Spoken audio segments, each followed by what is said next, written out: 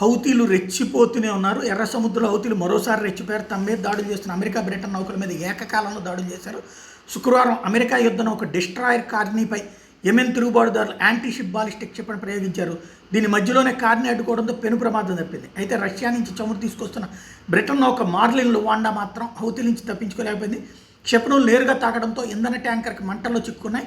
తమ మీద America, Britain దేశాలు ఇటీవల చేసిన సంయుక్త దాడులు ప్రతీకారంగానే తాజా దాడులు నిర్వహించామని మరోవైపున హౌతీలు ప్రకటించారు. గాజా మీద ఇజ్రాయెల్ యుద్ధం ఆపేంత వరకు తమ దాడులు కొనసాగుతూనే ఉంటాయని ప్రకటించారు. దాడికి గురైన బ్రిటన్ నౌకలో 22 మంది భారతీయులు, 2 శ్రీలంక దేశస్తులు ఉన్నట్టు సమాచారం. మంటలో చిక్కున్న ఈ నౌకను రక్షించేందుకు ఐఎన్ఎస్ విశాఖపట్నం రంగంలోకి దిగింది. అత్యవసర సాయం అందించాలని మార్లిన్ లువాండా నుంచి వచ్చిన సందేశానికి తాము స్పందించామని శనివారం భారత నౌకాదళం అధికారులు తెలిపారు.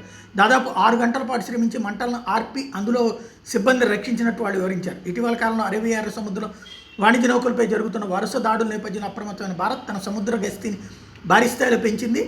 దాడులకు గురవుతున్నటువంటి విదేశీ నౌకలకు అండగా నిలుస్తోంది. ఈ నెల 17న ఏడెన్ జలసంధిలో డ్రోన్ దాడికి గురైనటువంటి ఎంవి జన్కోషికార్డే పంపిన అత్యవసర సందేశానికి కూడా ఐఎన్ఎస్ విశాఖపట్నం స్పందించి అందులో 22 మంది సిబ్బందిని రక్షించింది.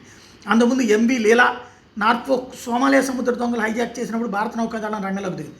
డిసెంబర్లో డ్రోన్ దాడికి గురైనటువంటి ఎంపీ చంఫుటో నౌకలో 21 మంది భారతీయులను ఆదుకుంది. వరుసగా నేవీ సాహసాలు చేస్తుంది సముద్రంలో.